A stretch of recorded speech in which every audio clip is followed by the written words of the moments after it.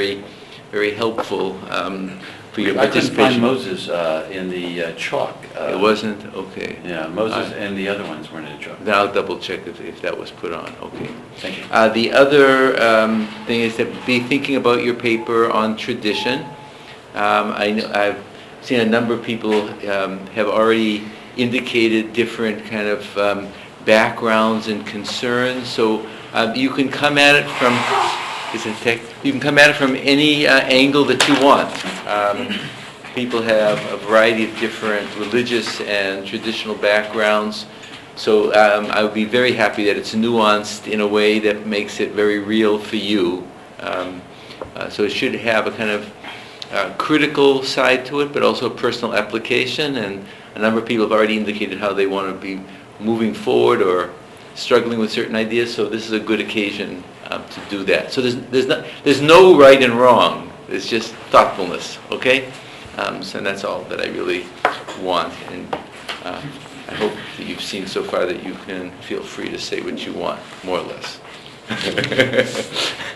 All right. So what I want to do today is to make a couple of background or answer statements I made about Pshat, just to get us moving towards Derash. And just clarify a few things, but to set some things up in a slightly different way. So at least in terms of the categories that we have been talking about, and the universal hermeneutic over against the regional hermeneutic, I would put the issue of Pshat, of the plain sense, the category, within this framework of a universal phenomenology and a universal hermeneutic, in the sense that, as I understand it, the first precondition for developing a new or a living and a meaningful theology is to reground our sense of what it means to be in the world in terms of a sense of universal plausibility, of our sense of being in the world of nature, how we perceive things, how we interrelate. And I see this primarily at the level of our universal perceptions, the way we begin to experience the world. And to do momentarily that the Pshat level, for me at least, I think I've already seen in some papers people have a different take on some of that, but at least for me the Pshat level is the conditioning level at the level of creation. So from that point of view, I think I would stand shoulder to shoulder, at least with certain of the medieval Jewish philosophers, who would see the nature of reason, the universal perception of the world, the structures of the world, as the first guiding principle. So Maimonides, for example, would see the philosophical attitude towards the world, the sense of metaphysical structure, universal things, as a first issue before he moves towards revelation or the particular Jewish content. For him, of course, the deep meaning of the Jewish content is very much conditioned by the philosophical. I think I want to begin to nuance that a little as we move towards Derash, at least at the level of Pshat, the level of philosophical or experiential or phenomenological plausibility. That's why preconception levels of experience that they sort of orient us towards the world. And then I will want to flip it when we get to Derash, where there has to be a continuous correlation with the world of revelation and the world of specific religious or regional concerns. But I would want that to flip it, and that to be more of the leading dimension that would critique the rational or the universal and give it a very specific language, and in many cases qualify it and bring it into a dialectical relationship. So I will come back to that a little bit more in a second. Do you see that in this area as opposed to Remez? Yeah. Well, I think with Remez, I'm not going to be dealing with Remez really only from the point of view of medieval philosophers who saw this as allegory, but I'm going to see that really in terms of interpersonal development, the spiritual development of the self, which is a subcomponent of that. So I want to begin to say this universal phenomenology, as we've begun to see, the issue is at the preconceptual level. There is this absolute presence, unsayable, and it puts certain demands upon us, all the texts that we saw last time, and then the movement in response to that becomes a hermeneutical clarification, already a delimitation. So from that point of view, if we were to think about this from, let's say, from a Rosenzweigian or the point of view of certain types of apophatic thought, the absolute is unknowable and unsayable as such, but it contains the possibilities of everything. So it is both the great nihil and the great plus simultaneously. And it's the great integration of opposites. The human interpretive task begins by let us say, it's positive in the sense that it acquires some specific meaning in the world, right? It's a plus over against the great nihil or not of universal being, but it is also at the same time negative in relationship to that whole totality. So there's going to be this ongoing, everything that we know is it from that larger sense of what we'll later call Torah Klula, or the massive sense of the divine being, but it's always a negative in relationship to that totality. So it's also a plus minus in relationship to the divine plus minus in the most absolute sense. It's in this sense also that I would want to kind of have us rethink the notion of Otto's notion of the tremendum over against the fascinosum. So in a certain sense, the tremendum becomes the absolute unknown. It's this absolute, the encounter with the absolute to which we feel utterly dependent. It totally surrounds us. It is that without which there is no meaning. It is the totality of all. And it is what we call absolute transcendence. It's everything that is at least imaginatively possible, to which we are subjected as creatures. The sense, and so that becomes the fascinosum becomes the wonder of knowing. That's the eros. It's the fascination and the wonder of knowing, of trying to make a claim and value to this massive tremendum, which is this absolute unknowing. The fascinosum is the wonder of knowing and trying to create structures of meaning. And we talked last time about the pre-existing ordinances that are also conditioning one's experience. Remember, we talked about the levels of experience, the nature of light, the nature of divisions of experience. Those are already embedded in the total tremendum. And we sort of find ourselves within that through the human level of transcendence is conditioned and it's limited in the sense that we're trying to create claims within the world. So everything is a plus of knowledge, but it's negative with respect to the totality of the plus of the divine absolute reality. To the extent that we would see the Genesis 1 as reflecting that deep human perception of the absolute transcendence thing.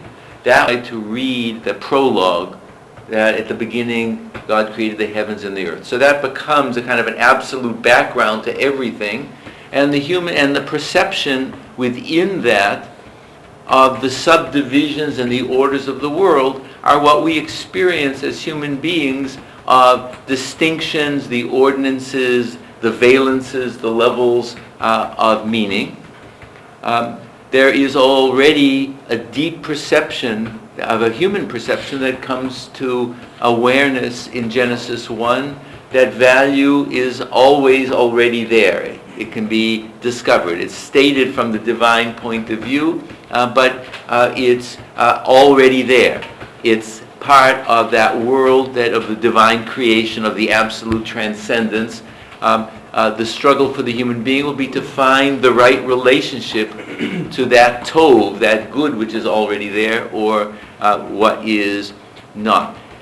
The principal point of the human, which we will talking about, the human being created in the image of God. And I'm going to talk about this more in a second. In B'Tselem, Tselem in Hebrew means in the image of God, has a double valence in Genesis 1 and 2. In the first, they created the human being B'Tselem so that person could vayirdu, that person could have dominion, right? That human sense of having dominion over the world.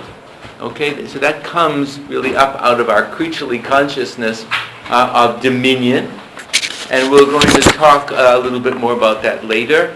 And then in Genesis 2, being placed in the framework of the Garden of Eden, which is the primordial structure in which knowledge and life are deeply embedded. And the task then is le'ovda u'lishamra, namely, one has to enhance life and knowledge to a certain degree, and one has to guard. So this issue of limit and expansion will become two modalities that will be the plus minus as well of the human being within the world. If we put this in slightly different terms that I mentioned towards the end of last time, again, this is just transitional. I also use the phrase Umwelt and Lebenswelt. So again, that Umwelt would correspond, in a sense, to the tremendum. It's this absolute totality that surrounds, that is we find ourselves, and the Lebenswelt are these moments of conditional knowing in which we humanize, domesticate, make the world human in a very particular sense. So now when we move towards this level, now, and I should add one further aspect. What's very striking, at least to me, in trying to use these texts, again, I found myself, when I was thinking through this, just making the mistake that I think that everybody would be making. In a certain sense, I'm trying to use the biblical and the rabbinic material as deep proofs and stimulations towards the theology that one wants to construct. But I found myself slipping into doing historical theology rather than constructive theology. So, and I also want to bring in certain texts at a certain point, because our task here is I want you to learn certain kind of texts you wouldn't be aware of. But help me if you see me sliding towards the historical use of the text as opposed to the constructive use. The distinction is very important, and thinkingly sliding more into the historical, this text is this and this and this and this. Yeah. Don't you think that your technique inherently requires in the constructive tense an historical component? Yeah, absolutely. But the construction means I'm making use. This is my own intuition of the deep of a new theological structure based on my understanding of world and so on and so forth, that I'm trying to use the tradition to take it into a kind of a modern way of thinking. But you can fall back when you're citing these texts sort of as proof texts. You slide back and you're just making historical statements again, or you're categorizing. And we'll see this when I come to the Theology of Revelation a little bit later on. The thing that when I just interrupted myself so rudely, the thing that I wanted to mention that's also important, although Genesis 1 presents itself as voice, it's the deep voice that still is mute to human consciousness. Now, the world as such, the created world, is mute, right? It only becomes voicing. So this sense of what we talk, the kol, the voice of God, has not yet emerged, in a sense, in a revelatory sense. When we deal with Genesis 1, we're still dealing with the deep, silent muteness of creation as such. And Revelation, of course, will begin to give it a voice. It will give it a command. It will give it a presence. It will give it a certain kind of obligation. It will speak to a person, right? It will give it a syntax. But as such, although Genesis 1 speaks in the language of laying out the ordinances that one has experienced at a very deep phenomenological level, I would want to suggest that it's still the world of muteness. It's still the world of silence. And in a certain sense, the world of creation is always silent. It's only with revelation that the created world becomes a human and a theological world as one comes to a certain consciousness of that. So now what I want to do is move towards this regional hermeneutic, which is Derash. The regional one means that we're going to think through the reading from the point of view of Jewish hermeneutics, Jewish theology, and the peoplehood, the collective nature of the people who become the recipients and the practitioners of Derash. It's not simply the individual as a human, as a universal type within the entire spectrum of creation, but it is the person who's part of a particular religious community of life and practice. So from that point of view, it's continuous with Pshat, but it will also be more particular and nuanced through Jewish categories and also through certain phenomenological categories. So since I just mentioned just a moment ago that the sense of Genesis 1 articulating the preconceptual structures and the ordinances of being that one experiences at a natural level of experience and perception, and that the person being B'Tselem, in the image of God, is that sense of lording it over the world, dominion, or the sense of guarding or protecting or enhancing. Now begin to make the transition towards the human theological task and the first level of appropriation of Genesis 1 in these terms, using the model of Genesis 1. I would want to say the following. So it becomes that first model of the hermeneutical self on the model of the divine creation. So in the first, at the primary level, the self sees the world, makes discriminations within the world, separations, right? It says that God sees, God separates, God names, and then God gives value. Right? What is presented there in terms of a structure is, in a certain sense, the human hermeneutical structure of the self now creating also the world of Tov, the capacity. In other words, what is presented as the deep structure of creation that God saw, God separated, God names. So this issue of perceiving the world, the judgment and discrimination, the making a decision, which is the issue of separation, will be a metaphor for our discussion. Things are separated out of the whole because we had the absolute and then that movement towards the separation, the naming of that, and the evaluation of that. As well as trying to keep those orders of reality in a certain type of balance.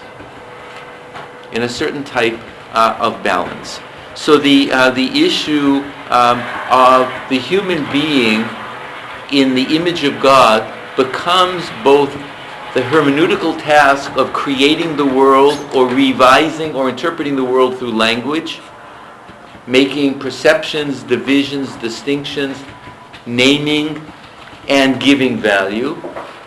But then the issue of being in B'Tselem has to be understood not only in terms of the creative role of speech, but the human being is now presented in a correlation, tries to find a balance point between their hermeneutical creativity and the ordinances that stand behind it. Right? So the ordinances that stand behind it is that mute world of divine creation, which is silent, which is filled with all the divisions that we absolute. And from the hermeneutical point of view, the human being now is trying to find the right balance and correlation between that absolute world of creation and the particular world of interpretation, and trying to find the right names, balance, and order in the hopes that it is going to be in the right sequence. Now, I want to add now, just to fill this out, how I would want to use certain Jewish midrashic material to fill this out. So we're talking about part of the issue in Genesis 1. It talks about at the very beginning there was tohu and vohu, right?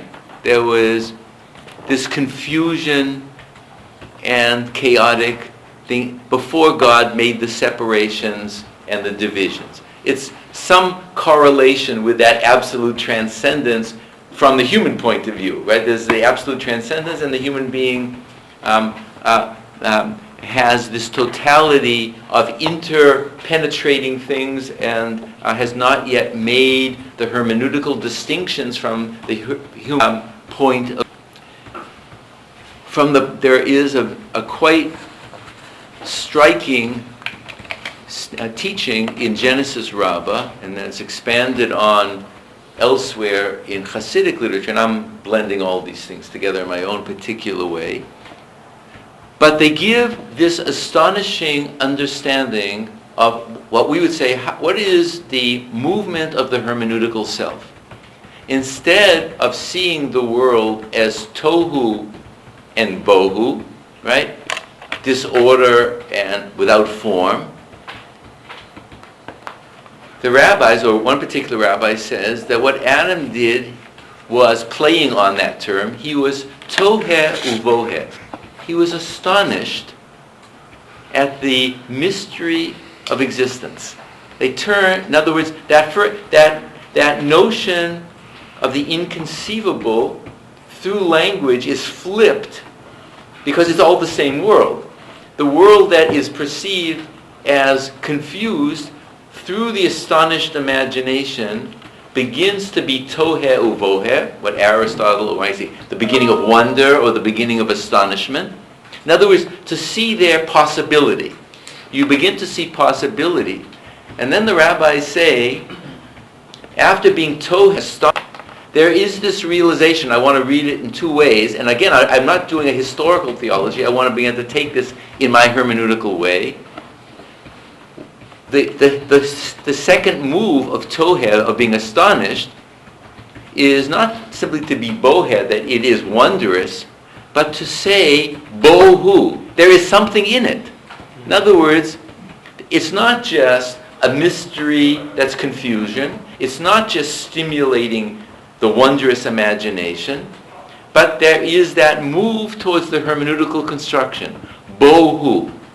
There is something there. And later, Hasidic rabbis don't read it bohu, there is something in it, but bohu, God is in it. Right? It's not just that there is something there for hermeneutical construction. So in this sense, the category of creatio ex nihilo, or yesh me'ayin, something from nothing, is happening in this way. The nothing is this fullness of indistinct possibilities. And the yesh, or the something, arises first with hermeneutical wonder. I'm sorry. And the realization that and is there.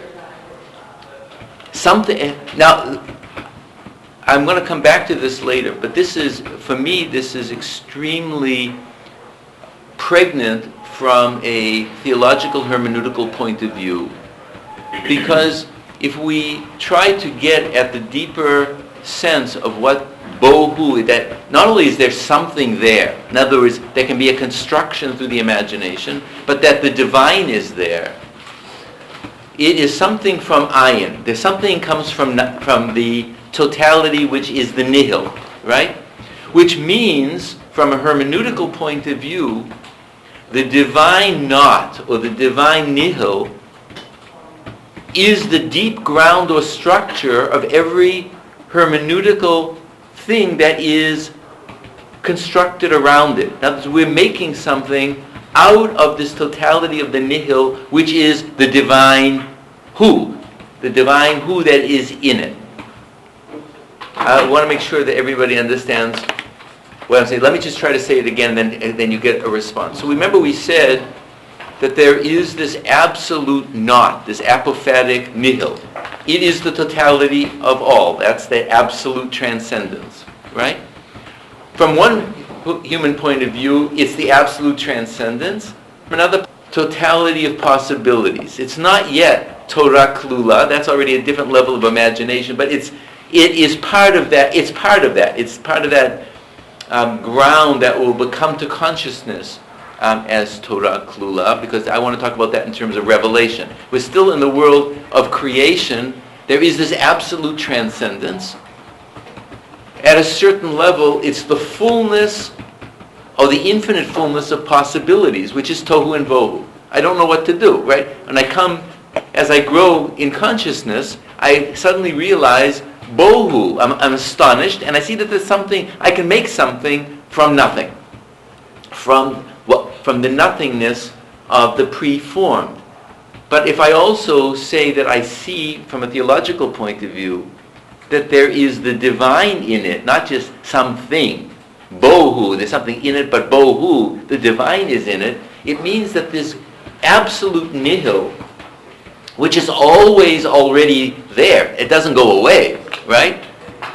That absolute divine doesn't go away. It's not like it goes behind the curtain and says, now the world is, you step in front of the stage, right? The ayin is always there. The nihil is always there.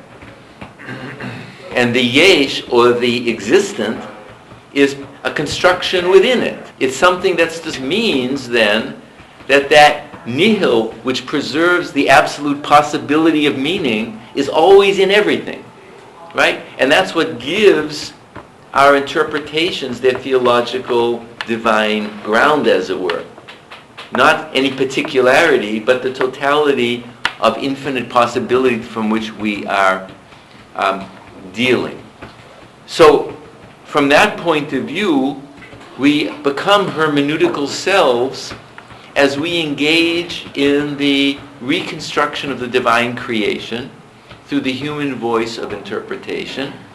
But human language discovers not only that there's something in this totality that has value, or it's something, whatever, bohu, there's something there. In this realization there's something that's possible. And then there's this realization that there's a divine possibility. At least that Midrash helps us with that. Now I want to bring in another extremely important Midrashic text, which is pivotal from the way I'm trying to construct this theology of absolute transcendence and then local transcendence, which is the fascinosum, right? Where you're trying to make meaning. And I think it's one of the first interesting, actually theological statements. I didn't give that to you yet. So now it picks up on Genesis. The comment is on Genesis 2:4, and it says these are the creation when God finished creating the heavens and the earth, and it said when it used the language of creation, and for the first time it uses the two divine names, the tetragram Hashem, Yud-He, the Yahweh, and Elohim. Okay. Now, from the rabbinic point of view, and you'll see how I will try to integrate that. Already from the rabbinic point of view, the divine name, what we would call Lord, or the tetragram, has the symbolism of what we would call mercy, or grace, or what we might even call content and possibility. The name Elohim is the name of judgment, order, or what we would call form. So it's the relationship between form and content. It's the relationship between possibility and limitation. It's what we would call this relationship between the preconceptions and the construction. Now the rabbis makes an incredible move, which for me is pivotal for the way I want to think theologically. Because we're trying to, insofar as the human being's task in the image of God is to engage in the theological task and trying to find the tov in the balances of things, the text goes as follows. It immediately uses the two divine names, and then it gives a parable. So the parable goes as follows, and I'll just give it to you orally. And this is the kind of like the first theology, or the first analogical, it's theology by analogy. The use of these two terms regarding God's creation, B'yom asot Hashem Elokim, when God made these two things, what does it say? It says, this is the analogy of a king. And the king, it says, it's as if the king had a variety of empty vessels. Right? The king had a variety of empty vessels. And he said, I'm going to pour hot things in them and cold things in them, and to see whether the vessels can contain them. So he pours absolutely hot into the vessels, and the vessels shatter. This is God, right? Then he takes absolutely cold, and it shatters the vessel. So then the king says, on the analogy of what God is doing, I'll take a little bit of hot and a little bit of cold, namely a little bit of form, a little bit of content, a little bit of grace, a little bit of rigor, a little bit of disbalance, and I'll try to create a mixture. And then the text adds the following codicil, which is an astonishing statement, which is the king, and it's making a perception about God's creation. V'ulai ya'amodu. And maybe the vessels can contain the mixture. In other words, God is presented as trying to find the right balance for the order of existence. What we call Tov is now presented in this deep theological perception in the Midrash of God trying to find the right balance between content and form, between rigor and grace, between meaning and, in other words, so that the world will have substance. It's a key term. It's tikla. In other words, things, tikla is an Aramaic term in the Zohar, which means the balance. It's the balance point, right? It's the balance point. And that's what the king, on the analogy of God, is doing. In other words, it's getting underneath the deep structure of Genesis 1, in which everything is already presented as good and ordered, and showing something of the volatile structure of things that have to be kept in balance. And that things can be thrown out of balance by the wrong kind of divisions, the wrong kind of mixtures, the wrong kind of assertions, right? This is already like the deep unconscious of the rabbis already. This is not medieval Kabbalah. This is already the deep consciousness at this deep level.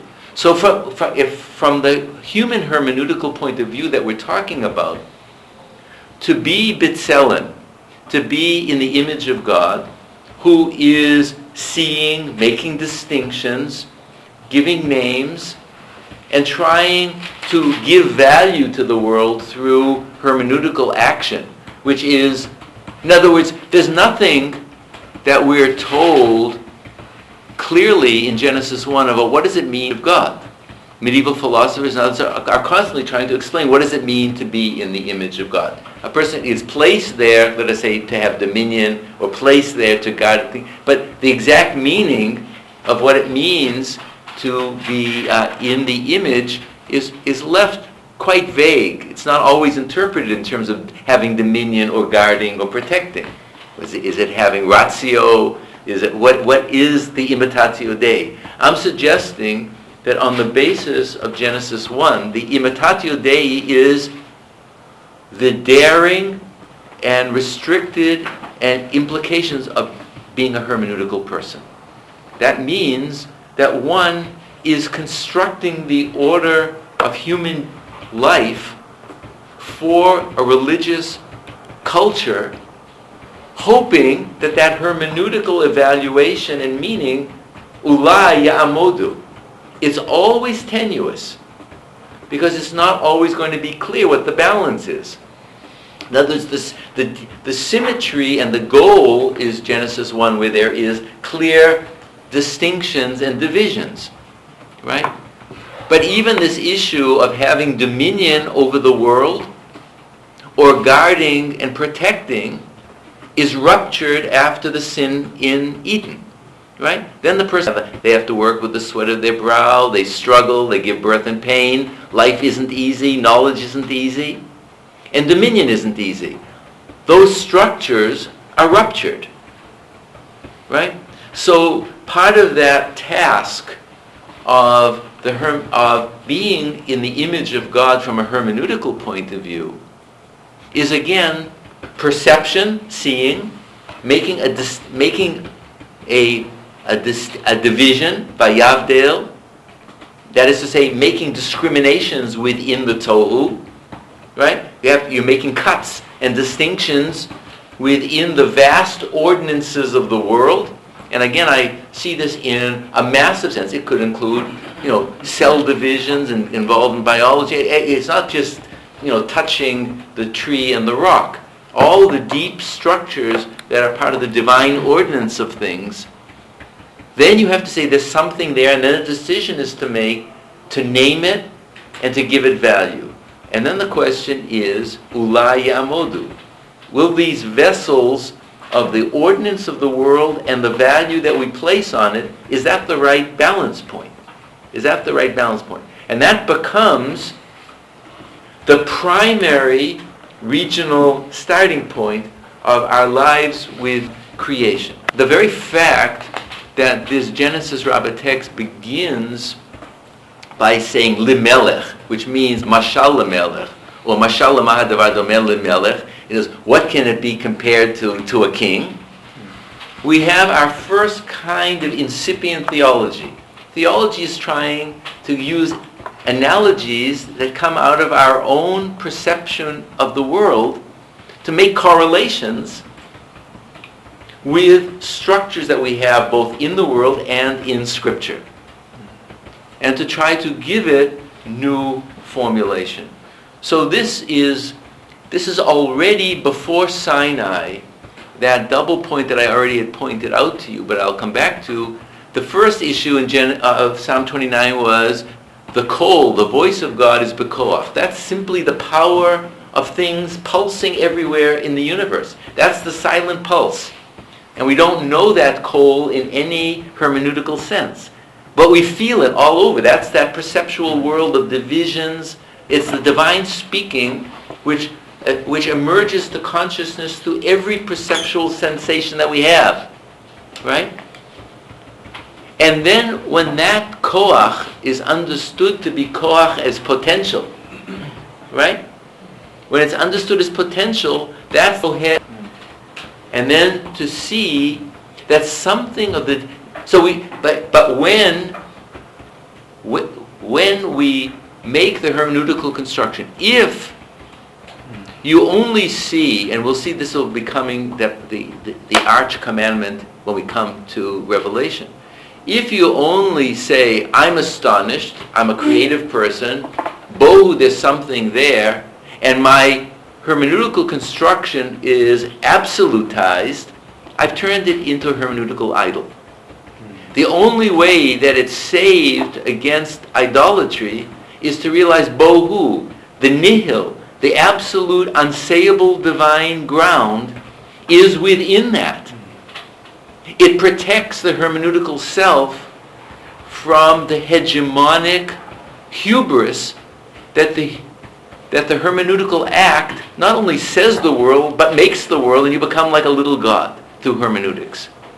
So there has to be that move, bohu, which is necessary for human creativity, to bohu, but it's not like that God is. It's the absoluteness of the totality of the divine transcendence that's unsayable and unnameable, but without which there would be no names and no sayability and no existence. That saves from its primary hubris, which would be, as we'll later see, the possibility of other gods and so on and so forth, where you lose perspective from the structure in which you're making. But and then I'll take some questions.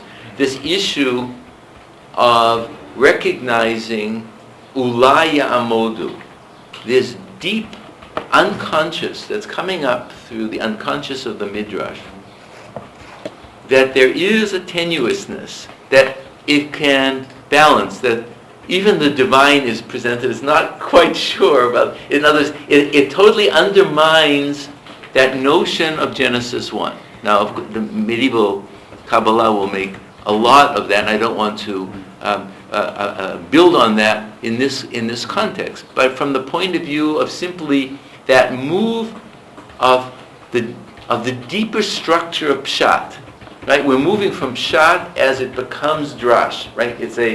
There's a continuity, and it begins by appropriating rabbinic terms, but in ways that are still giving deeper meaning and resonance to what we talked about as the world of creation and the Pshat level. In that transition to Jewish consciousness in a particular way that I will want to follow through, that is to say, the hermeneutical self, the role of the tenuousness, the issue of giving value, and as we'll see, the fundamental significance of vayavdil, to make discriminations, and to hope that those discriminations are the right ones. The notion of divisions and separations will be the fundamental metaphor throughout all of the Hebrew scripture, or the confusion of boundaries. So it's boundaries and the confusion of boundaries will become fun. So let's stop for a second, and we say Tzvi, and then Raul. And then Adrian. Well, a quick clarification. A clarification first. Just quick clarification, because I might have missed that this explanation from bohu to bohu. Okay. You might have explained. How do you go from that wonder to the God is within that? So I'm reading not bo who. The emphasis is if you say bo, there's something there, and bo who, he, the divine, is there. In other words, it's from the absolute oblique case. There's something there, to it's the divine that's there. Yeah, but And realize that the divine is there is that discovered that one's creativity of imagination is taking place within the framework of the unsayable totality. But is that encrypted or entailed in the Hebrew? This No, inference because because it would in the Hebrew. So just so those who know, so you have tohu, which is and bohu. It's really all. So then you have. It's actually written, and then you have as if it was saying bohu, right? There's something there, and then he is the one. So the oblique now becomes the absolute nihil. So it's turning. It's a midrashic play, but the midrashic play arises out of a deep phenomenological perception, a deep theological perception, and I'm trying to kind of reincorporate that back into the hermeneutical structure of the theology that I'm trying to build. So obviously I'm choosing my midrashim, but I'm trying to build a certain kind of theology of awareness and creativity. So now we have three. What? What is the word for wonder? Wonder? What is the word for wonder? Here would be toheh, to be astonished. Do you see, in light of the connotations of bo and bohe, bohu and bohe, do you see, I would say, tension between, do you see the Greeks the Greek philosophy Sophia actually contradicting this conception of the Theology Hermeneutics and so far, that the unconcealment of Greek Sophia always attempts to kind of to experience its engagement with things as exhausting the essence and the significance of things, whereas in the engagement in theological hermeneutics, the tohu or the bo, the wonder, the first significance of tohu in the sense of complete wanderness is always serves as a condition for my engagement for the second. I agree with that. I would simply reformulate. I mean, if we say if you start with Aristotle in the metaphysics, the beginning of philosophy is Talmudsein, to be astonished, to be full of wonder, right? And I think the distinction that I would want to make is that for the type called Greek philosophy, the self is aroused and asks questions of wonder. From this point of view, the self is opened up by the inner structure that makes one wonder. There is something, in other words, to discover that the wonder has come from a deep, hidden, divine place.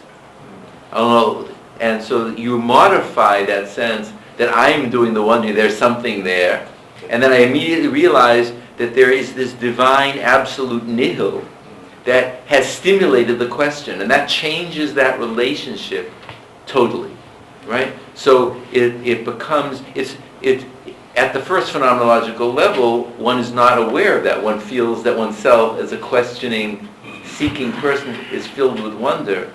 But then the religious turn is the realization that has been aroused by something wondrous in the deep divine ground of being.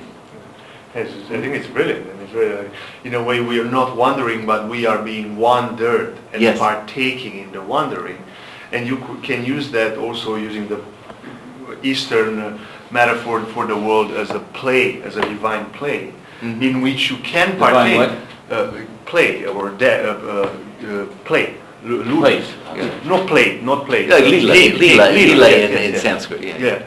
But also another, just briefly, that it depends how you wonder, because that wonder, if you don't partake of the big wonder, as it were, it can become idolatry. It can become a very self-referential. And it's the human imagination of interpretation, right? Which we'll get to, right? At the large level, it's the realization of this hidden voice that has to be discovered, but that has opened you up. But you don't come there at the first level. You come there at the first level as a creature. So then you become aware through the fact that one's wondering mind never gets around the whole total. There's something always elusive, and that elusive is part of that nihil that makes everything possible, right? So it's actually the question. That it's not as if God is the question, but God is that ever-present unsayability which makes everything possible. Yeah, and which can and should never or be fathomed or refined. Right. See, I mean, I think yes. I think that, because there's a border point between whether this is mystical or philosophical and apophatic. But what I'm trying to say is that, people sometimes say, well, there is creatio ex nihilo. So then there was the nihil, and now there is something, and it's as if a trap door comes back down, and then now we're in this world of thingness. And this perception is saying that is always, ever, and never going away. It's the thingness up of what is being seen, and that's what God is doing from this point of view as hermeneutics, and that's what the creative human self is doing as well. Raul, yeah. So I'm trying to get to your point about the constructive and the historical, and how these things overlap, and sometimes they don't. Yeah, help me out. Let me start saying that I find your take on imitatio imago Dei just fascinating. But that said, I might be confused here. But so when you move from Shad to Derash, it seems that there is a transition in the context of Derash that I see two different levels of regional hermeneutics operating here. One, if you want, a very basic sense of regional hermeneutics that I can associate to the idea of proclamation, reverse manifestation, and proclamation. So a very basic level, where you have a hermeneutical moment after the phenomenological one. So you have this kind of givenness of the world. But don't forget, manifestation is already at the level of hermeneutical consciousness. Yes, but I guess the that's why I started with this preconceptual thing. But I know where you're going. Yeah, what I'm trying to say is that there is a moment where he's trying to say, he's making distinction where the complementary of his categories. But I guess what he's saying is there is a moment where language is not so present, and then we have this mediation of language when we're trying to proclaim the manifestation. Yeah, that's what he takes. Okay, yeah. Okay. But at the same time, here in Derash, I see also a much more grounded hermeneutical reflection. It's still regional, but that is much more biblical, so much more traditional. And here's where I get a little bit confused, because sometimes it seems that we are still talking about the world, or reality, but sometimes we're talking about the text, and the biblical text, Genesis, Genesis 1, or whatever we're talking about. And I understand that first, these four categories of parties are complementary. So I see that are complementary. How do you pronounce that word? Complementary. And the other thing is, I also know that you're separating these for the sake of the argument. But I just wonder if here, especially in Derash, there is a moment where the word as the object of fascination and this awesomeness becomes also overlaps with the biblical text, biblical narrative, and if that's somehow a problem or not at all. Okay, so it's I'm still trying to think it through. Okay, but I'm going to get to the point. But so let me at least say it now, and it's partially also where I find helpful, but not helpful in Jewish terms, because even the Manifestation Proclamation is a kind of a Christian way of thinking through that typology. But it's important, but it's not the way I would do it. What I would want you, the way I would try to begin to answer your question is the same way that when we begin with the world of creation, which includes these interpretive things, we're dealing with an absolute boundedness, at least the boundedness of our imagination. Right? What Genesis 1 tries to do is try to give a kind of a cognitive frame within which divisions, distinctions, and the interpretive imagination is working. Right? And at that level, we might say, there are numerous hermeneutics to try to decode the world, right? From the artistic to the textual to the scientific. There are all kinds of hermeneutics that would work within that bounded by the issue of wonder and imagination, and by the question and what's being stimulated from within, right? And then, in a certain sense, this ulaya amodu is a principle of aesthetics too. I mean, that balance point between content and form. I mean, you only know it when you see it, right? You can't say like, why is something beautiful? These combinations of color or sound, either they stand or they don't stand. So the composer or the artist, ulaya amodu, maybe it'll work. So but the shift that I want to make for you, I think, and tell me if this helps, is that what happens with the closing of the canon. Again, I think I tried to hint at this a little bit in my essay on Midrash in the Hermeneutical Imagination, is that for the Jewish world of Derash, or for the Jewish world as a primary world, the canon replaces the world. In other words, the world becomes the world of the text. And that's why the new form, when we think about correlations, imagination, distinction, the rabbinic take will be, what are the Jewish hermeneutical means of correlation of intertextuality? You have to work within the semiology that you have. It's not the semiology of the world as such, but it's the semiology of the letters and the sounds of Scripture, right? And I was also going to wait till later, but I could also mention at this point the medieval,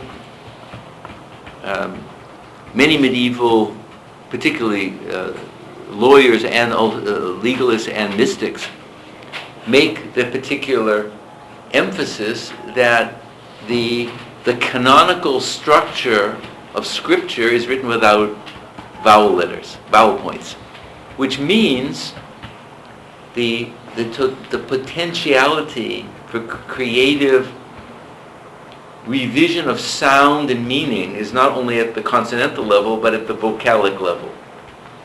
So that interpretation becomes asymptotic of trying to kind of realize the totality of the divine sound and reality, right? We're only at a starting point of an asymptotic hermeneutical project, which is eschatological, right?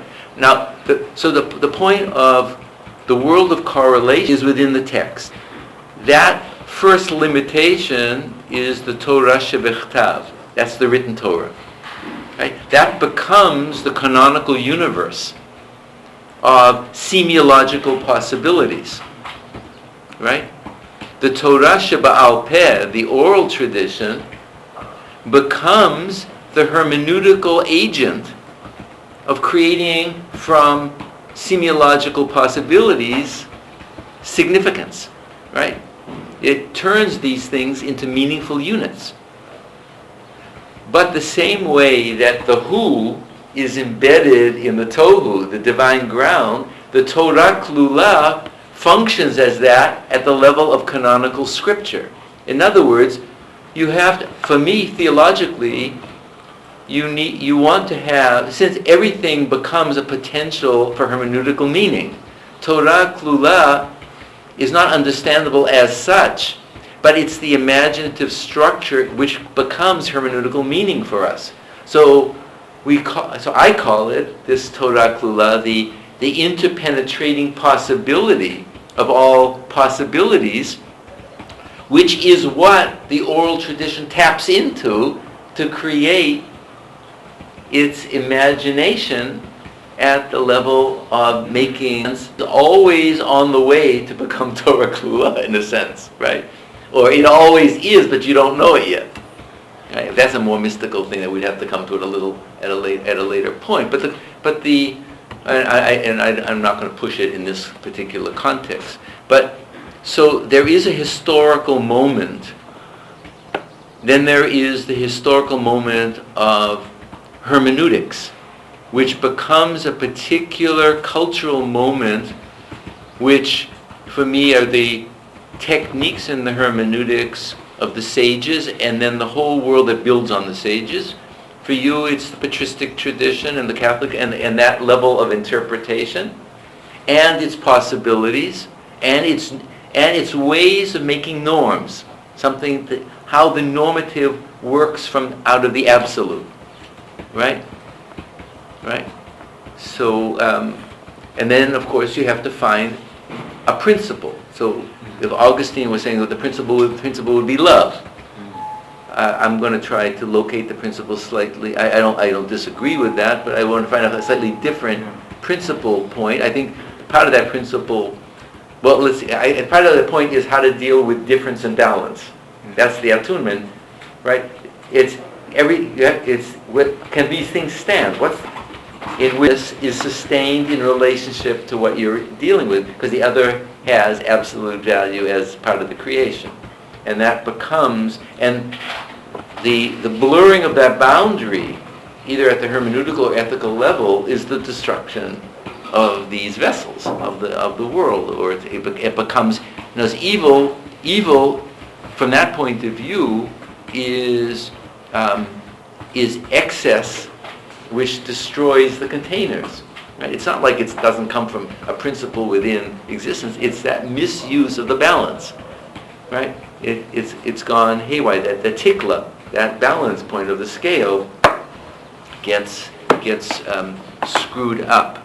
So let me just make one final point, then we'll have a couple of other questions. So this because I want to get us to the theology of revelation, in the sense. So in a certain sense, these divisions, the division point of Vayavdil, God makes distinctions. The misuse of these boundary points is part of what is taking place at the primordial level of the opening 11 chapters of Genesis. So you have separation out of Eden, right? You have the misuse of the boundaries between the divine and the human in terms of activity, God mating with the daughters of the human beings. From the long interpretive tradition, that becomes the source of cultural creativity. You have to tap in, but the misuse of that, this miscegenation between these realms, is the misuse of creativity at the human level. And then, of course, you have that again at the Tower of Babel. It's again to make a shame, to make a name. In other words, to use human creativity in the improper ways. Again, so Abraham then has to separate.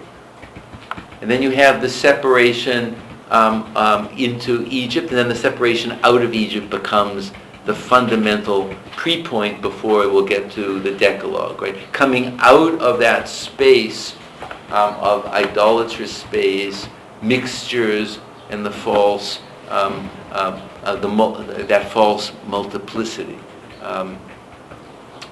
There are other ways. I don't want. Let me sort of stop it. Does that sort of begin to answer your? Oh, that was an amazing answer. Okay. Thank you. Okay. So that's where I think we want to go. But again, part of this issue is this enormous ethical responsibility of the balancing, right? Because what that balance means is this balance at the created level is world, which includes persons and things, which have absolute value as such, and how I deal with them at the hermeneutical interpretive level. And everything is going to require a different balance point, right? It's not, even Maimonides in this, it's not as if there's a golden mean, like this absolute 50% here and 50% there. Like sometimes there has to be 90% here and 10% there for the right balance. So when there is inequity or injustice, what we call social or ethical injustice, that balance point between the vessels has to take place at a radically different level for the world to be sustained. It's not as if it's one thing. It's everything, everywhere, all the time, right? Even in terms of one's health and one's eating. This is an infinite balance point, right? And it has an infinite series of levels, right? And what the text is helping us give us a matrix for thinking about that. So our theology takes place within that, and it's coming from this absolute consciousness that is all taking place within the absolute transcendence of God. So you can't confuse the tremendum from the fascinosum, right? Being for the sake of life is the plus, but it exists only by virtue of the nihil within it, right? And that nihil within it is something, but it is nothing with respect to the nihil of God, which is absolute plus, right? That's this dialectical consciousness that one has to be always aware of, and that's part of what I was talking about in Sacred Attunement in a different way, at the level that I understood it at that point, between having these double levels of consciousness, right? Being aware of that absolute fullness that one has been opened up to through that rupture point, and then the level that one is living at, and keeping those always in balance, because when that double consciousness gets lost, the slide to idolatry is immediate. And that's what I'm going to want to talk about as we get to Revelation, I guess, now. See, a quick question. I may be jumping just a bit ahead. This notion of naming and language, which appears in... Nice and loud so everybody can hear you. Yeah. This notion of naming and language, which appears within the Bible before the moment of revelation in Sinai, right, and which does not appear after. I mean, not to the same extent, which we can identify with regard to Adam, and also the story of Eden, and also the story of Buber. I'm seeing that as just one other mode of hermeneutical. These two hermeneutical modes within the Bible before the revelation Sinai and after revelation Sinai, insofar that the hermeneutical mode before Sinai takes its form through the naming and... The way I would understand it is, if we want to talk about it progressively, that level of pshat is all the preparation and the cultural work that has to be done to become ready and responsible to live in a community. The level of Derash is when all of that takes place within the framework of the Torah and the tradition and the rabbinic culture, right? So none of that is ever lost. It's now incorporated into rabbinic hermeneutics, or let us say the interpretive task of the church fathers or whatever. In other words, it becomes part of what now becomes particular from the universal. It's never lost. It's not as if there's a new language. Yeah. It's a new order of logic and thought that now has a different level of responsibility, not just my orientation. In other words, maybe this will become the best way to make the transition. The way I'm understanding these moments of language and speech are kind of mini points of revelation. At any point that something in this world makes a claim, a focal, which, as we said last time, makes demands of yes and no. It makes, do I do this, do I not do it? It's already do this or not do this. It's already speaking to me to make a claim, and it's already orienting me at the micro level, right? So this is taking place, and it never goes away. What the rabbinic structure does is it places that within a particular universe that's geared towards holiness of a communal task. It takes it out of, first of all, we move from the muteness of God to the speech of humans to the speech of a community that has an eschatological goal, right? So if we speak in Christian terms, you might say that this silent world of Genesis 1 is what, I don't know whether Catholics use this language, but at least, or maybe the Orthodox. In other words, it's what the Christian world would sort of call protology, as opposed to eschatology. Protology is those things that become before the Logos, in a certain sense, right? And that's, in other words, it's before the word becomes a spoken word. It's all that deep ground, right? Eschatology would be when these things, when speech and language and hermeneutics all come to kind of this massive living sacred fulfillment, right? And the middle covenant, at least the Jewish way of moving between the protology to eschatology in that sense. And in that regard, it seems that both rabbinicals and like Both the rabbis and church fathers had the attempted to kind of link the tradition to the revelation in some, absolutely, yeah. in a sense that the tradition itself was embedded within. Creation is, revelation only occurs within creation. There's no, right? It's not like, that's why that's why this understanding and the balance point has to be right. But it's always, that structures it. What Sinai, as we're going to come to Sinai, does is it becomes the matrix for a certain cultural way of building a shared communal religious culture, right? The same way as Calvary and the cross would function for Christians. It becomes the matrix around which all of things are reoriented, right? And the tasks and the labor, it becomes a new pivot, orienting point within history, or it makes history into a before and after, right? So Sinai is a before and after, the cross, Calvary is a before and after, with what follows. I mean, this isn't the place to kind of see these correlations, but at least I want to, so that those of you who are thinking within other traditions can yeah. What are we going to? Oh, I'm passing. Yep, you're going to pass. For once.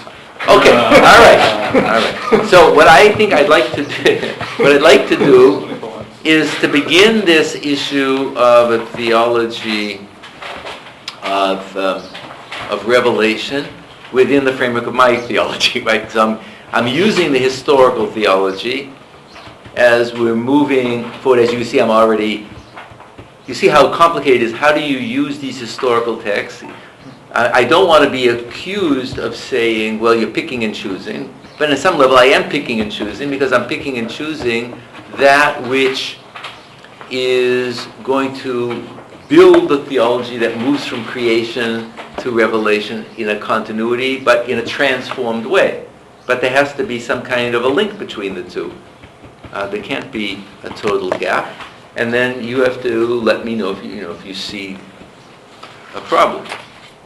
Okay? So what I want to now do is move to, does everybody have a copy of the English?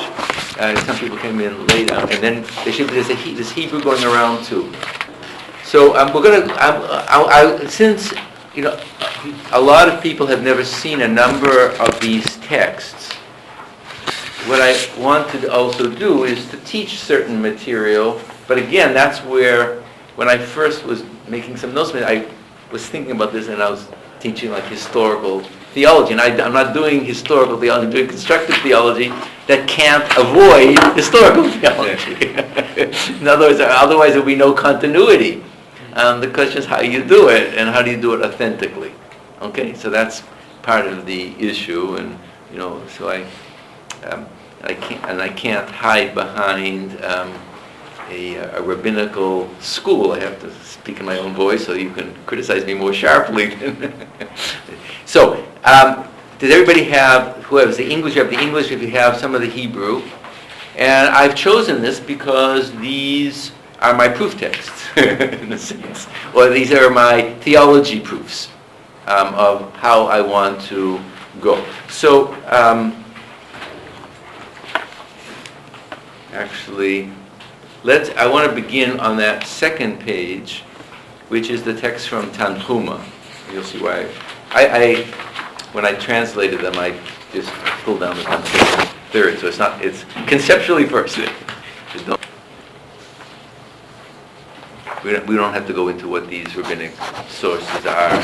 So if you have the English, if you have the text, now let's just first read it. If you have the Hebrew, you can look at the Hebrew, and then I want to interpret it my own way. Okay, in other words, in terms of the theology I'm trying to build. Okay, so this is one of the thousands of rabbinic comments on the phrase, and God spoke all these words. Okay? So, lest you think that all of these words are the next 10 commandments, the rabbis, at least at one level, say, hold your horses. There's something more going on. What is all of these words? What is all the things that a divine voice or a divine, or as Lynn would say, a speaking God would say, right, from the very beginning, right? So let us take a look. Let's read this first, and then I want to try to interpret this. Okay, who'd like to read the English? Anybody? Nice, good English voice. Or a bad accented voice. Anything but a Russian accent. I don't. Yeah. All right. And God spoke all, called these words. All called at one and the same time. Killing and giving life at one and the same time. Afflicting and healing at one and the same time. Answering the woman in her travail, those who go down to the sea and desert farers, and those locked in the prison house. One in the east and one in the west, one in the north and one in the south. Forming the light and creating darkness, making peace and creating evil, all at one and the same time. Dust is turned into man, and man is turned into dust, as it is said, and turns the shadow of death into morning. All right. So, first you tell me what you see in this astonishing text, and then I'll give you my own riff on it, as they say.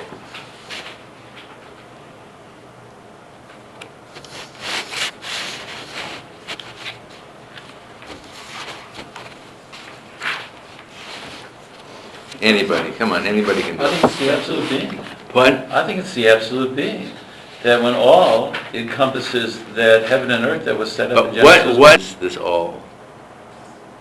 Being. God is it. We're talking about. We've now moved from to a voice, right? It's not cosmological. Huh?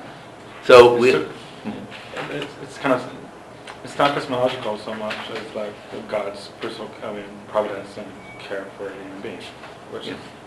well. So what would be? What do you? How could you understand the perception? What's the theological perception that's expressed here, or that underlies this, to have people interpret all of these divarim not as the diburim or the 10 Commandments, but things, events, realities. God spoke all realities at Sinai.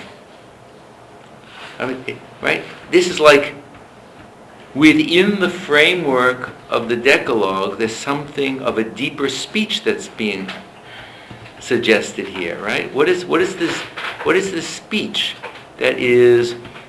It's not just that God spoke in the world and then he separated, right? Now the hermeneutical speech that we at a hermeneutical level have to deal with is to hear this before we even hear the thing. There's something deeper that's being said. Isn't there a dialogue in speech that was missing before in Genesis 1? Well, God is speaking absolutely. God is speaking to God doesn't speak to anybody. Right. God speaks absolutely. Right? There's no right.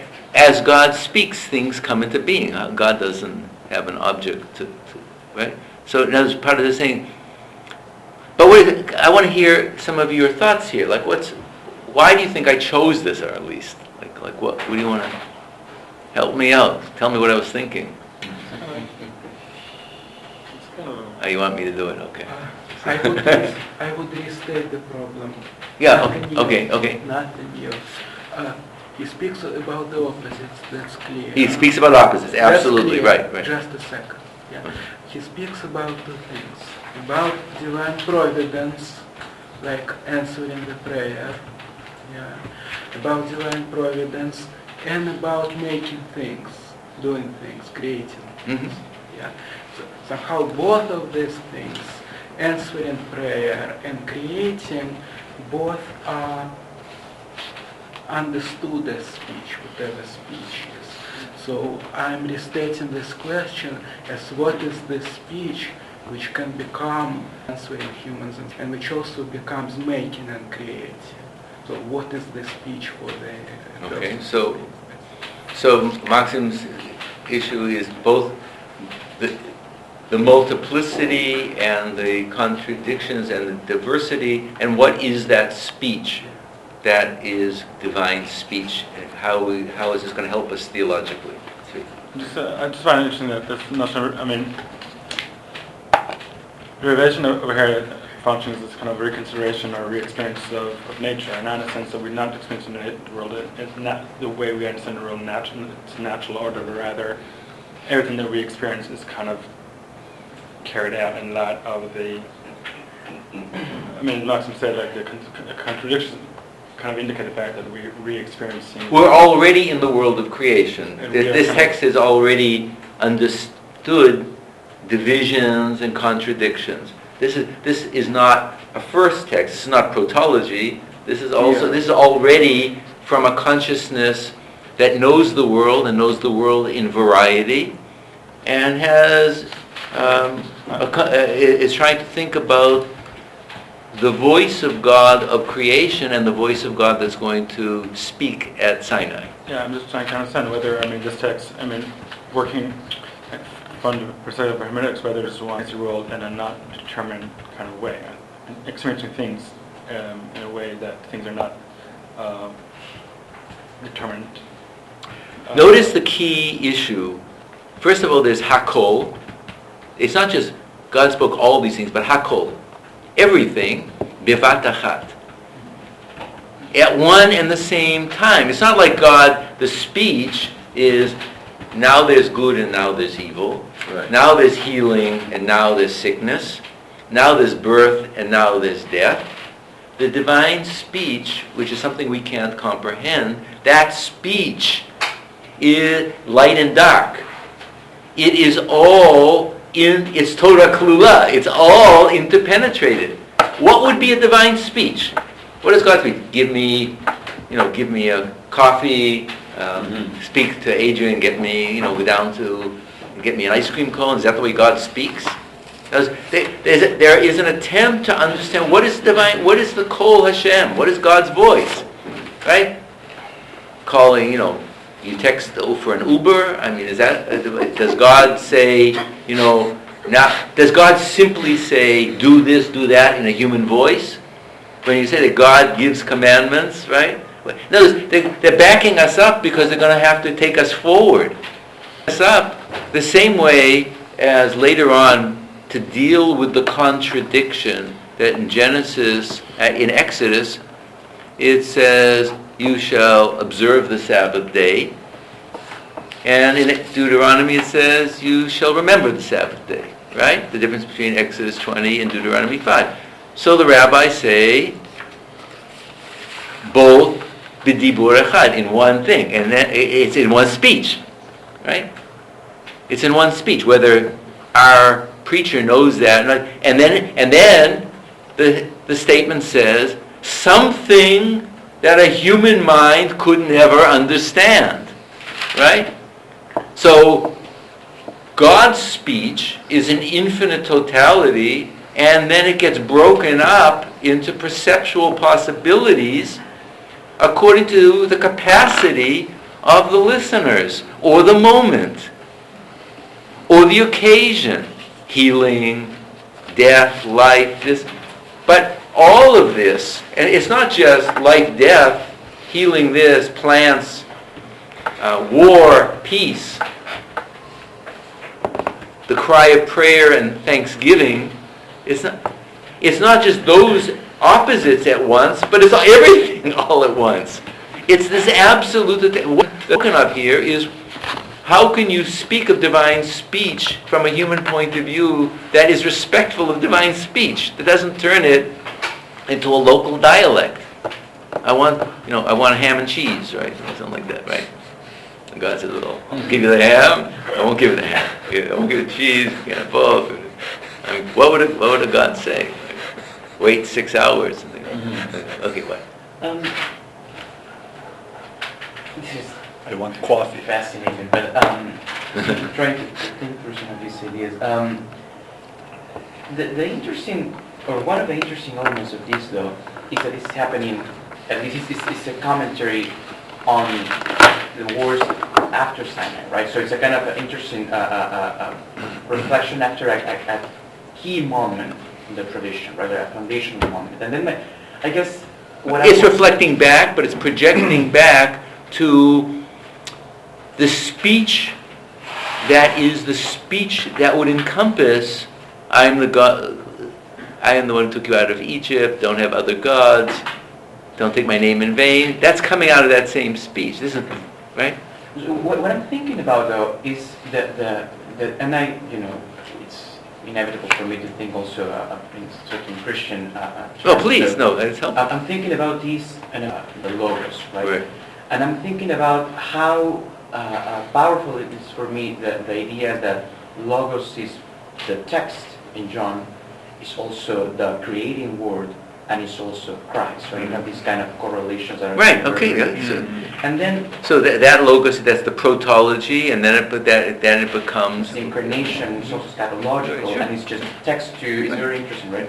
But I wonder if there's, because you have, insofar as thinkable, like these two moments, right? That the moment of the protological moment, and then you have the incarnational moment, and also you can think about the scatological moment. So I wonder if here the distinction between the creating moment, the words that create the word, the words that shape that nihil that we were talking about before, and these words, as spoken at Sinai, and also all the correlations that you mentioned before, the things that come to memory, right? Is there a distinction between those initial words and these words? Is this? Let me put it differently. we have to construct that. Okay. So you tell me how you do it. In other words, if I'm trying to be theological about it, we have to do that work. So then, I guess to put it in a line, are these kind of new words of creation?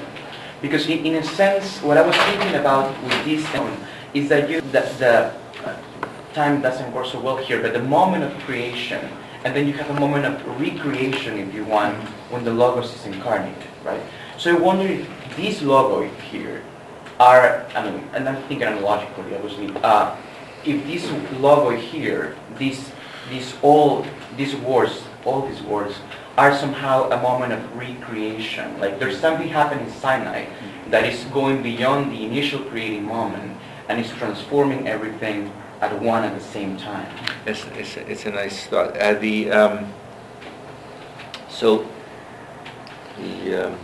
Transformational Readings. Yeah, when you began to speak, my first thought was to say, well, it gives us a whole other way of perceiving the questions about creation that God gives to Job, right? But now, not just the distinctiveness, but the whole paradox of the distinctiveness of things. And then as you went on, there is a remarkable, I'll present it to you and then you can see. I mean, I think that's the work that would be interesting, right? Like the new being, the new creation, that would be a Christian way of coming at it. 18th century Hasidic teaching that would help us think through this theological issue, which I feel sympathetic to, but I'm trying not to deal with these metaphysical issues. But according to rabbinic tradition, there are 10 speeches, because it says God spoke 10 times in the opening chapter and a little bit more of Genesis. So the rabbis speak about 10 ma'amarim, 10 speeches, right? So according to this notion that these primal 10 voices, or these speeches that establish the world, are undermined and destroyed in Egypt through the plagues. So there is a kind of perversion of nature. Egypt then represents the perversion of nature. And coming to consciousness of that are the 10 plagues, and then this is that reconnection back to this moment of creation, but now at the level of commandment as well. Right? It's this Vasemis, but yeah. To correlate in tune, or as it were, rooted in the primordial speech of creation, right? And that's always a concern. I cannot speak for the Western Church, but in the Eastern Church, the Greek tradition, right, I mean, it's very that exactly and you have it in Augustine, this logos theology, that Christ is the one through whom God creates, and the primordial speech. But then so there is a very powerful correlation or convex or zooming in of creation through the logos, incarnation, and as a manifestation of the logos, and then the ultimate the return through everything into the logos. So there is we're just dealing with these are related. It's just two different ways of how speech is inscribed into reality. But I think you through these questions you are already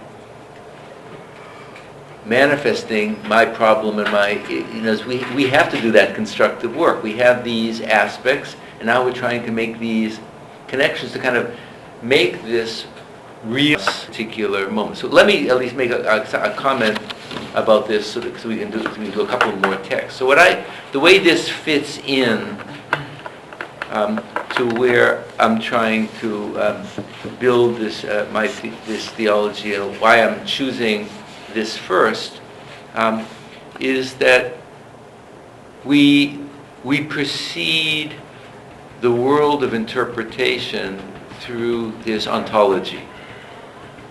The divine speech here is this ontology of all being. It's what we might say, it's like, but not exactly like Torah Klula. It's naming things. Torah Klula wouldn't be named. That's already becomes part of our experiential world, right?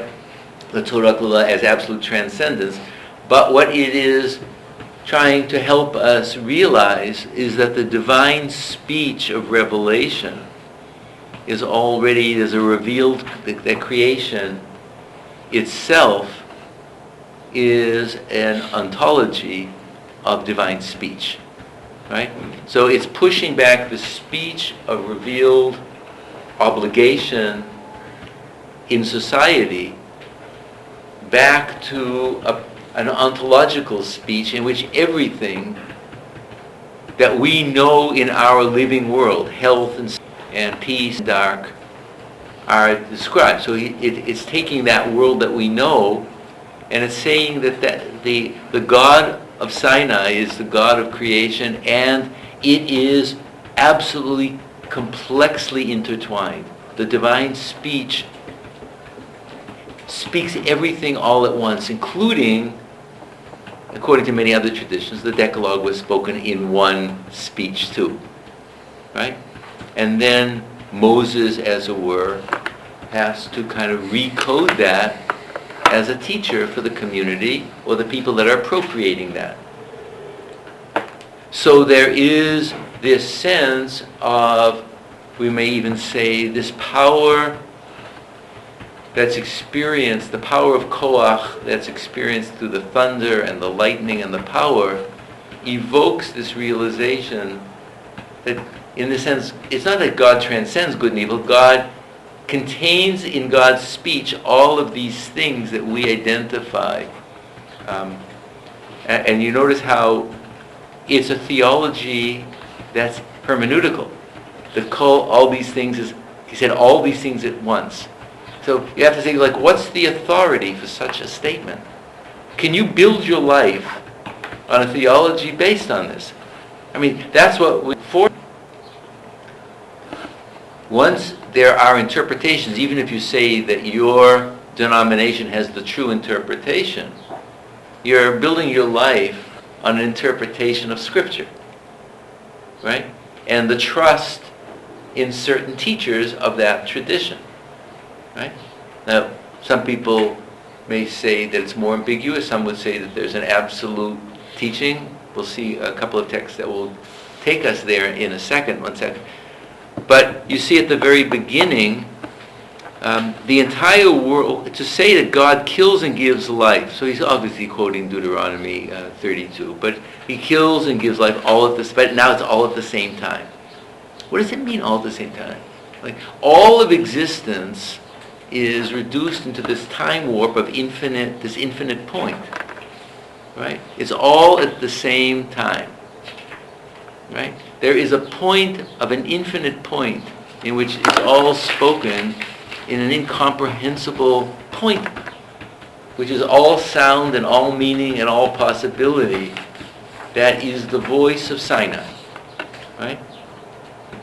So it's also indicating that the world of covenant, the world of normative order, within this way, in this mysterious totality, is also the God that Moses says or interprets as saying these 10 words, right? So there is, from the beginning, an ontology that underpins, and it's a revealed ontology, which is to say, even ontology is hermeneutical, right? Even ontology is, in other words, even when we talk about these pre-thematic levels of what the ontology, we're already at the hermeneutical level of interpretive consciousness, right? You can't get behind, I'm not making an idealistic argument at all, I'm just saying you can't get behind that the ontology that's already there, and you only know of it from a hermeneutical point of view, right? And so, from the vector of Sinai, you can move up to that, or from that you come back down to the world. But you're made aware that this hermeneutical consciousness is, you can't separate creation from the world of society that we want to build, right? And you notice that what he is talking about here, the teacher, is these light and health, right? Wandering and being at home, light and dark. These are the deep ontological structures, right? That we have. So,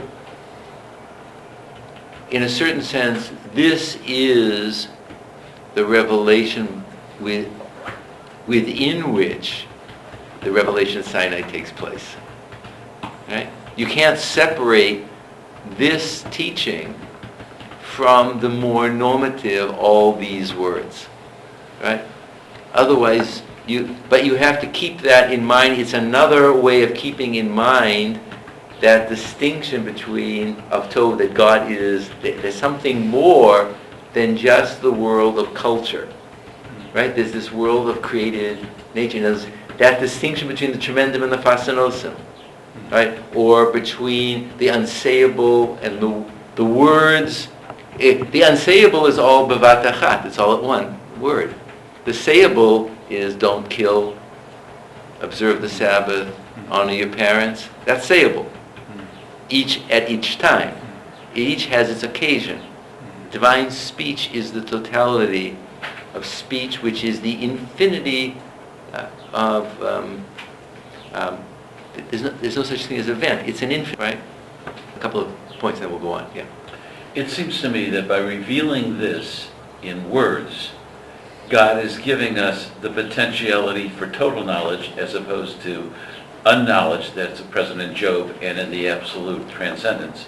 And it seems to me inherent in putting forth the words all at one time.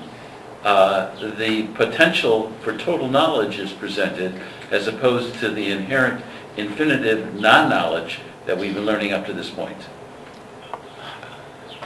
I wouldn't go that far.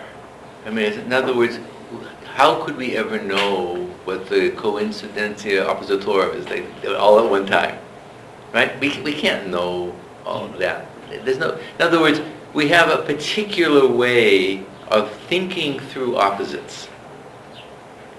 I mean, I think that this issue of distinctions and balances and correlations is fundamental.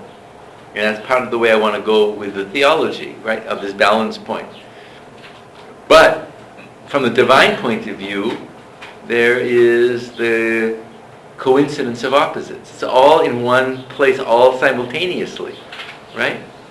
It's already not at a mystical moment of mystical perception. It's saying that what you build as culture is so deeply divine, you know that, right? But it's giving us a kind of a horizon of knowledge. This becomes, from the point of view of covenantal hermeneutical theology of Sinai, a horizon. That is one of the, Job was also a horizon, but this is another kind of horizon within the framework of Sinai. It's all at once. So don't ask the wrong question.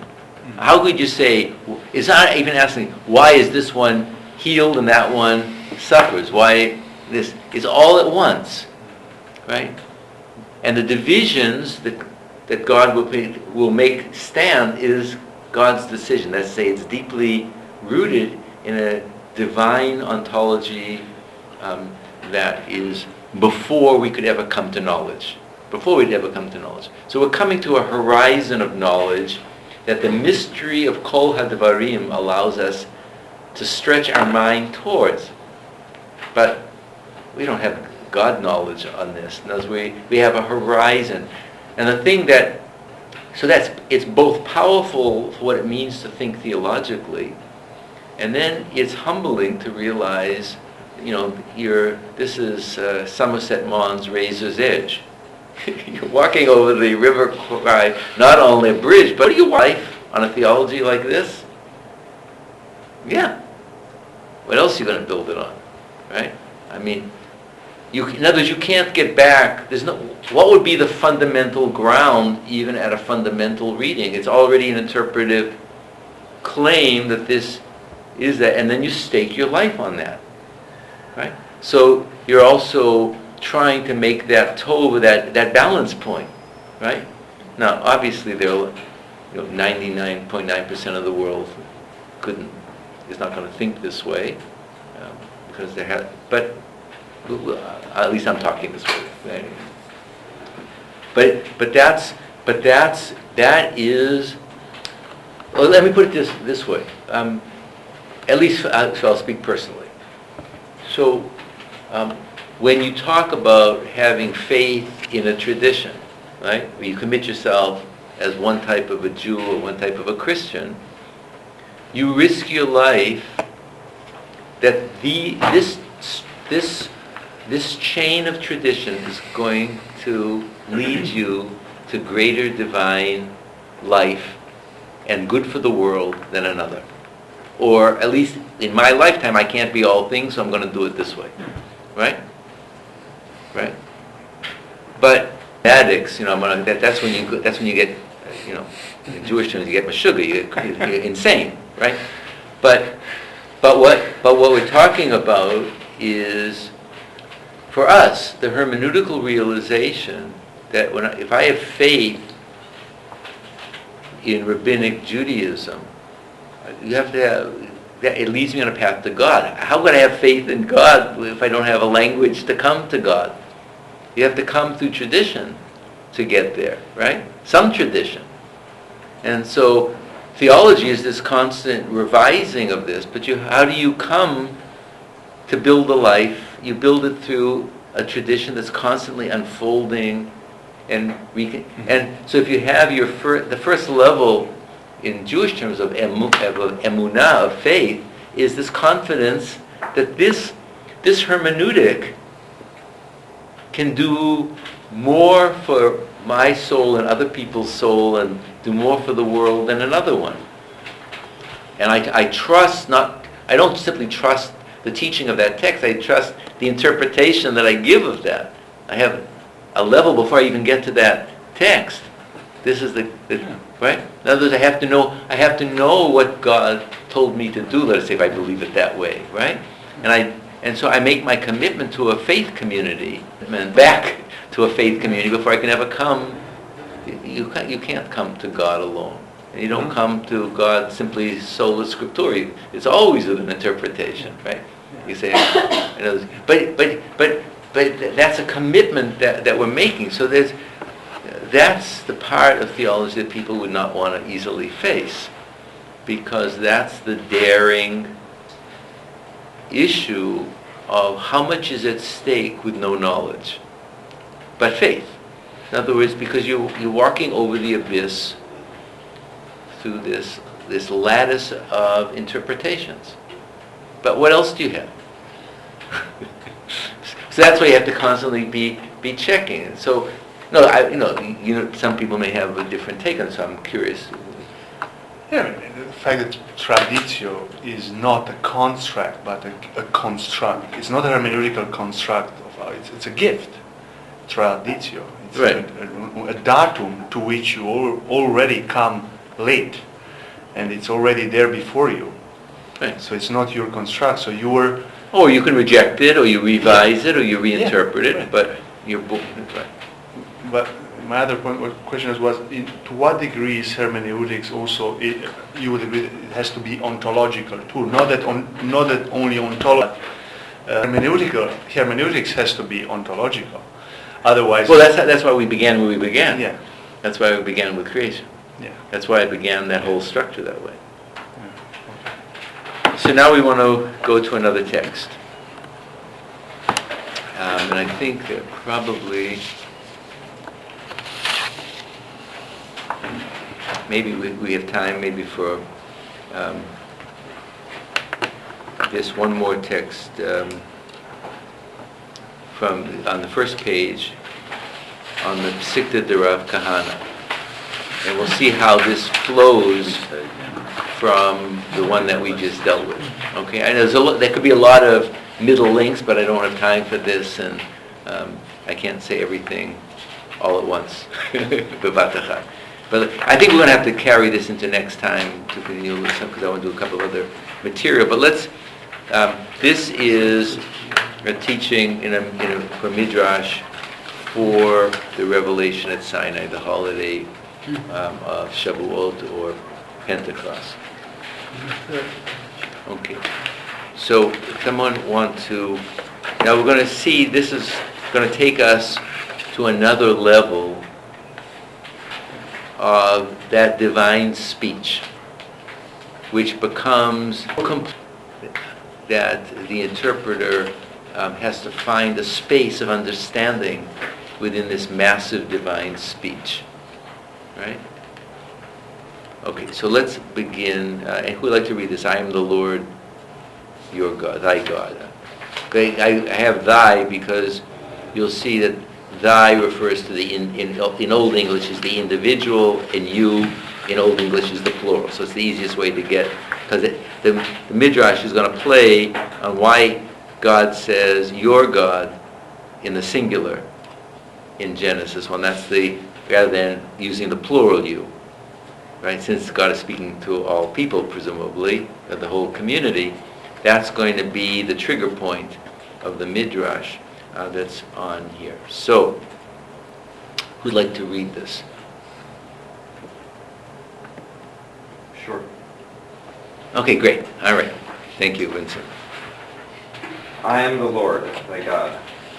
Rabbi Levi said, at Sinai, the Holy One blessed be he, appeared to them as an idol, or icon, with faces on every side, so that though 1,000 persons might be looking at it, it was looking at each of them. So too, By the way, we know from Greek literature and Roman literature that some of the statue that way, so that as you would walk, you have the impression that it is constantly following your gaze while you're seeing it. So this is really something that they knew from the realia. It seems that we sometimes look at paintings and you feel like you're seeing it and it's following you. That notion of the multiplicity of the gaze was already known in ancient sculpture, and that's why they're talking about idol. But it's called the icon, the face. It's the face of the idol. Okay. So too, when the Holy One spoke, each and every one in Israel could say, the divine word is speaking to me. Note that Scripture does not say, I am the Lord, your God, I am the Lord, thy God. Okay, so your God is the plural, thy God in the singular. We're on the first page. Raoul.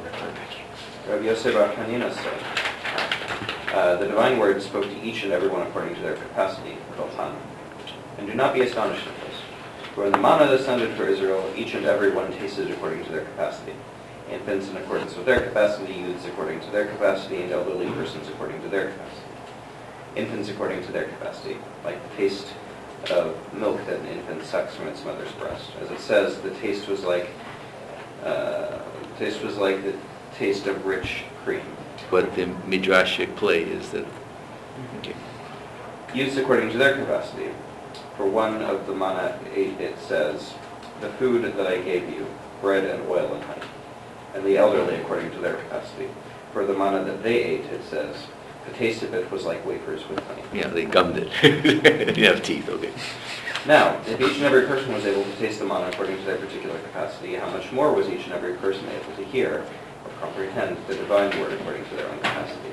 Thus David said, the voice of the Lord is in strength.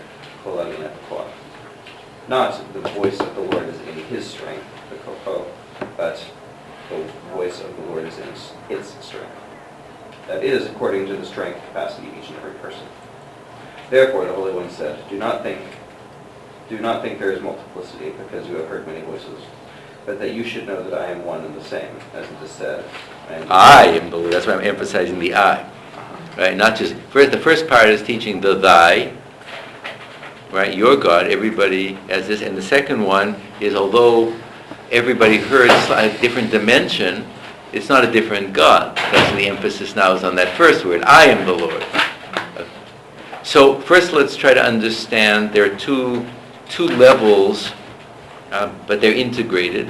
What are the two levels of the same of this opening phrase? This is the second phrase. We dealt with verse 1 a second ago. Now dealing with a theological interpretation of this, and then I'll try to link this back to the theology that we've been talking about. Anybody want to kind of? Sorry, could you repeat the question? Well, let's parse, interpret this first, and then we'll try to link this back to the preceding one. And I'm trying to make a progression of text that will unfold a certain kind of logic of revelation. What is this text? What is the reading against the grain that allows this text to become something not the pshat? It's not the plain sense of the text, right? Or what are they zeroing in on? Of what words to make what kind of theological claim? Well, the speech in question is being directed towards hundreds of thousands of people, but the grammar of the speech itself is singular. Right. So they're trying to help us understand what is the deep meaning of the fact that it uses the second person singular to the individual, using this natural image to now make the claim that at the revelation of Sinai, it was to all the people, but each individually. In other words, it's simultaneously to all, but each person received it individually. So it's both general and personal revelation simultaneously. So that's how else would you say this? In other words, you don't say it in abstract terms. You're trying to say it in hermeneutical terms. That the revelation at Sinai was to all and each at the same time. To all the people of Israel who stood at Sinai, but it was addressed to each individual. It wasn't a kind of a general, and then there's a specific. The general and the specific is simultaneous, right? It was for for that generation and for future generations, but for each individual, so that each person could say, in other words, each person is personally addressed.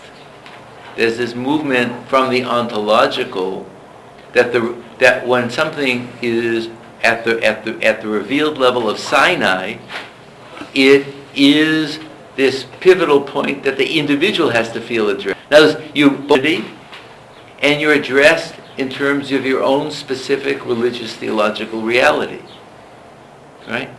And they're simultaneous, right? Or you have to figure out that balance point between the two. So there is, the community says we will do and we'll hear, but each individual is addressed too, right? And so you can't simply say it was spoke to everybody but not to me, or each person has to make a commitment. But the happening is there before the hermeneutical response, right? So that each person could say, in other words, God spoke that way because the revealed moment preceded the hermeneutical statement. Each person felt it before they could articulate it. It was revealed presence before it was articulated. It's speaking to me. Right? In other words, there is something that precedes as the totality of collective revelation, and then that language is also to indicate that the individual is personally addressed. And it's not just each individual as such, another all at once between the people and the alterity of each individual, but it's not just each individual, but according to their capacity. In other words, what we're getting this, and there are other midrashim that deal with this more dramatically, but I chose this because of other reasons. Notice here that hermeneutics and revelation is simultaneous, right? In other words, the interpretive moment is according to the capacity of hermeneutical mind, right? It's not as if that's the revelation and now I'm going to interpret it. The revelation and the understanding is simultaneous, right? Or there wouldn't be revelation, right? The event and the experience, I gave you that text from one of Rosenzweig's poems to Judah Halevi, is simultaneous. Because you can't separate event and experience. Like, right? We're going to have, we're talking about this moment, but we're also talking about something that's going to bear on us if we're going to have a hermeneutics of reading. Obviously, that's part of what I'm concerned about. But we're using this as a starting paradigm to think through hermeneutics, and the language of address and the understanding is one and the same time.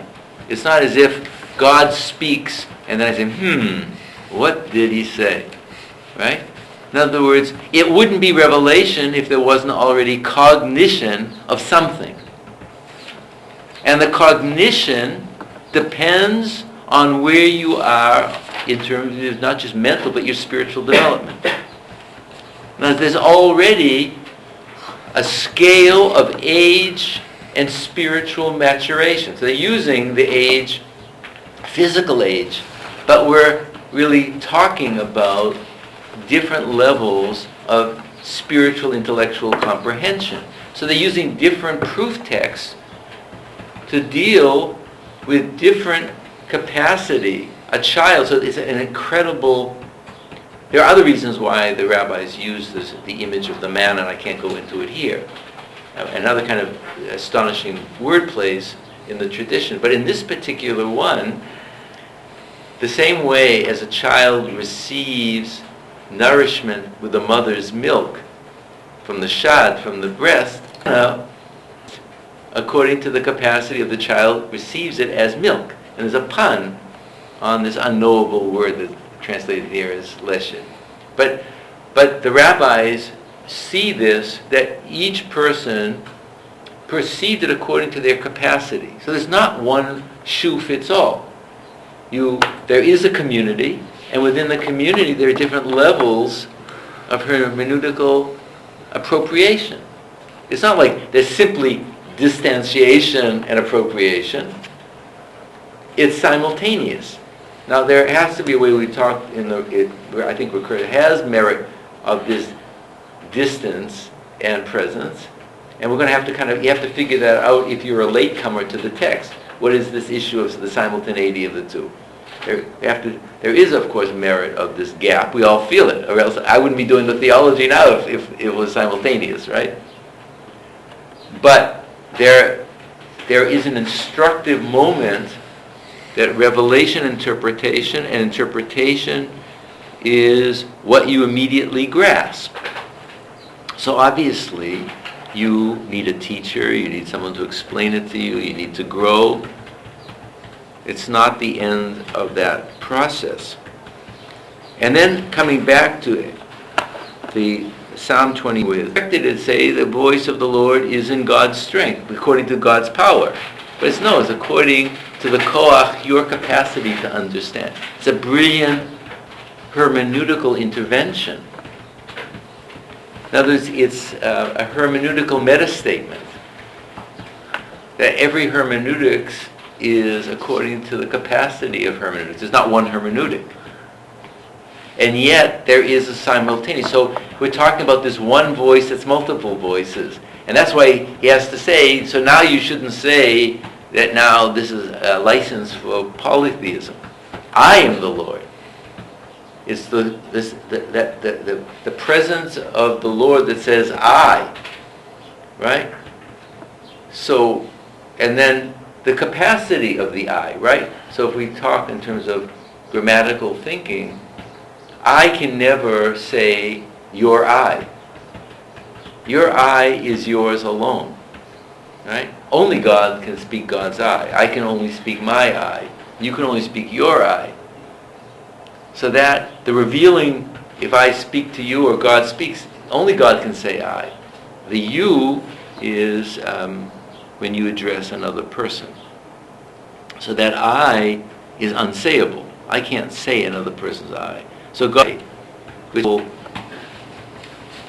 infinite absolute, of which that brings the community together, but each consciousness at a different level, right? Of how they understand the meaning of those commandments. Now, we're not going to get into this issue of how, we'll see in another text, what you deal with when there are a diversity of opinions. But we're at this point before what the rabbis would call machloket, before there is controversy. Here we're talking about this kind of an ideal structure, right? It's not people saying, well, I heard God say this, and you heard God say this, so I'm not going to spend the Sabbath with you because you don't do it my way, right? So this is way before that, right? This is that ideal structure of an ontological pluralism, right? As revelation ontologically is pluralistic. What that would mean in a society can become problematic. Yeah, we haven't come there yet. We're going to talk about this. But at the level of divine speech that could speak all 70 languages simultaneously, that speaks all these things bivat achat in one, that everybody, that there's, this is the ultimate Suras painting, right? It's one painting and an infinite series of pointillist moments, right? It's made up of all of these points, right? But it's not yet. It's not. I haven't turned to Tzvi and say, like, what did you hear? Right? We haven't started that cultural dialogue of what did you hear? Or can I build a community with you from what you heard? Right? So that's why you have to have a Moses. Right? You have to have, so there will be a person who will be the channeling. And then you have to have teachers. And so, we're before the structure where we say we, but I haven't yet said, there's some parts of a community I can build with Adrian, other things I can't build because I don't go to church and he doesn't go to synagogue. Sometimes he does. Yeah, he does. I take it back. and I sometimes go to church. But we don't have a community, right? I wouldn't take Eucharist. So there are fundamental points. But there are issues that, so we haven't yet said, can I make a community with you? Are you a good person? But we become simultaneously community through God's eye, right? And it's simultaneous and it's multiple, and there is inherent the possibility of some eschatological community, and then as soon as I start talking to you, we have thousands of divisions, because we're not going to necessarily agree, like what we heard. So there is something ontological and something deeply normative. It's a mysterious moment here, right?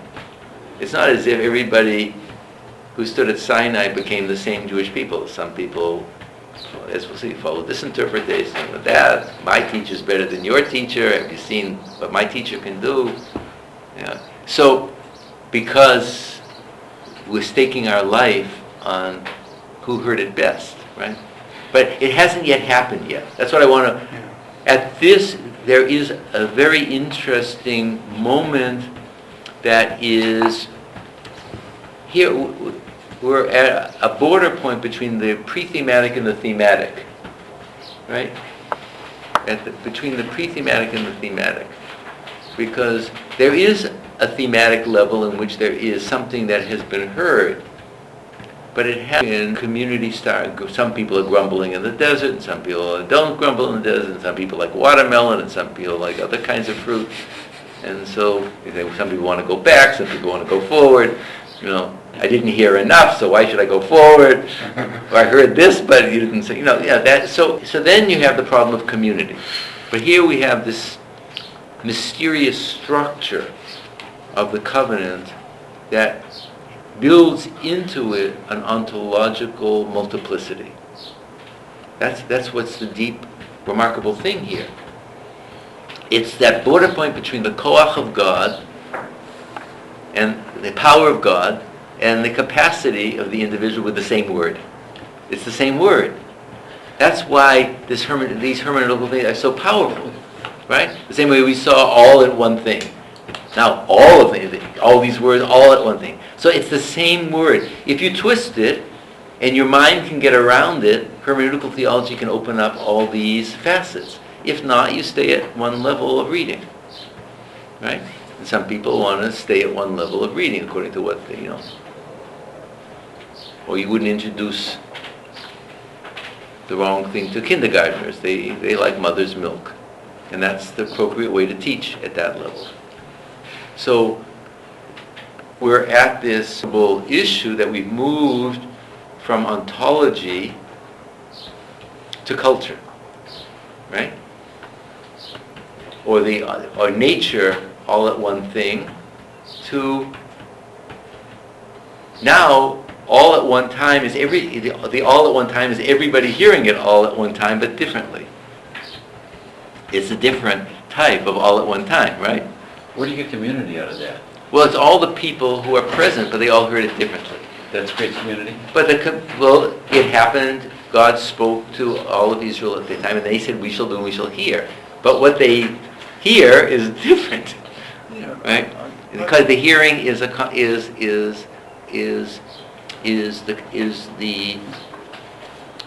simultaneous issue. Now, I think part of the power here, and we're going to look at some other texts, is you don't become a hermeneutical self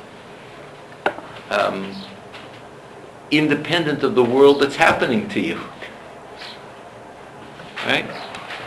They're entwined simultaneously. Right?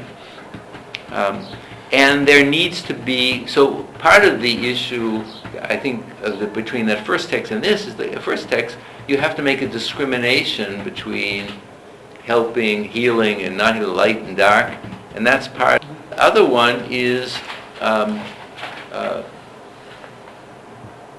the divisions are going to emerge between persons and comprehensions, but the powerful hermeneutical point here appropriation is with the moment. You can't make a distinction. It's a false distinction at the first level. How that would work for people, so we're trying to use that as building a theology. Obviously we come after the fact and there are certain choices, but we're trying to kind of create this new way of hearing and understanding that will have, so there are moral implications here before there's morality, right? You can't, this hermeneutical moment of difference, simultaneous, I and you, is already, it has the grounding of deep ethical significance, but ethics is embedded with it. It hasn't come out yet, right? It may come out through that language of the Decalogue or whatever, but it hasn't come out yet of how do you establish justice and balance and order and respect for difference grounded here. We'll try to talk about that at the level of society. Here we're talking about the kind of ideal type of I am the Lord. And he says, the Lord your God, thy God. So it's alterity magnified 600,000 times, right? So it's alterity for everyone. But then the question is, how does that become ethically and legally institutionalized in the community? That will become the first task of the Decalogue, and then the commandment, then the laws of the covenant, and then the whole rabbinic or the church tradition of how you institutionalize that, right?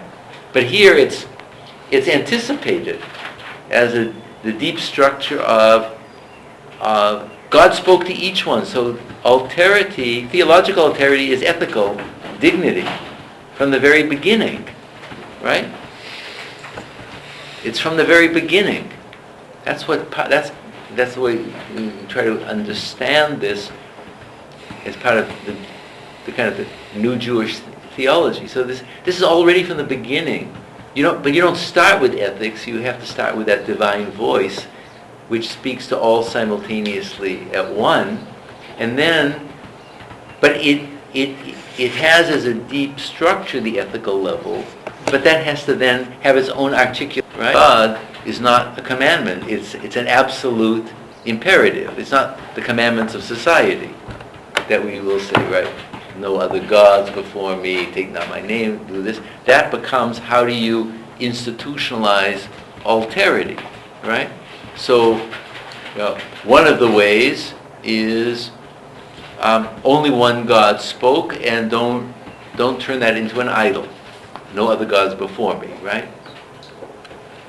So that was that nihil that's there, that can only say I. And then there are all these other levels of the kind of difference and distinctions between, whether it's the Sabbath day or the parents, or the difference of the other not infringing another's body, right? Not infringing another's wealth, and not even having the desire to cross that boundary, right? So it moves to the end, to that I that's inward I, because there can be outward actions where you cross over the alterity of the other person's wealth, body, dignity, right? And then there is that internal desire too, which where it all arises from, that the bad thought, right? That I can cross over. Notice each of the Ten Commandments is also within the structure of society, those distinctions that we saw at the level of the ordinances of world. Now they're at the level of peoplehood and different kinds of peoplehood. And then you have to then the lawyerly issue will be, the issue of the commandments. We're going to be talking about that a little bit more next time. But that's going to be this, the vessels, and will the vessels hold the different issues under complex situations, right? The Decalogue is giving us kind of general structures, but then life takes on these weird complexities. So then, how do you do that legal hermeneutic, so that you can keep that balance and the creation together, right? So it's all going to be tied together. You can't distinguish between the creation, the revelation, and the other.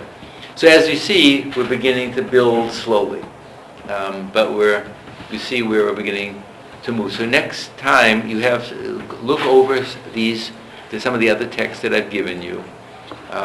And what we'll do is, because progressively, kind of theology of revelation within the framework that I'm trying to build, and I'll also bring in another text from Maimonides that will deal with some certain legal issues, because I want to be able to see another aspect of this.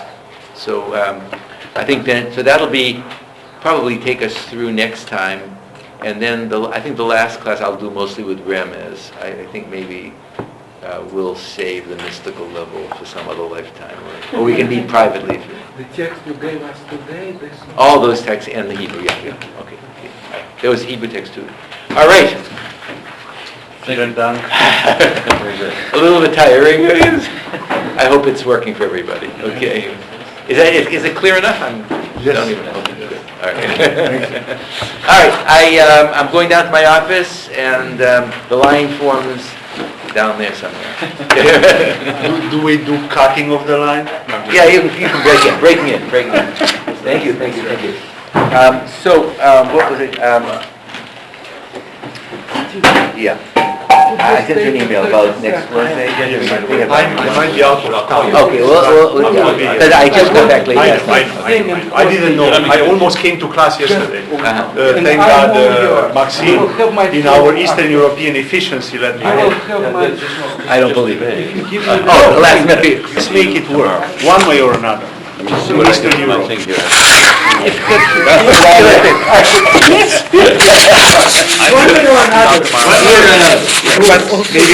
10 minutes today. Thank you.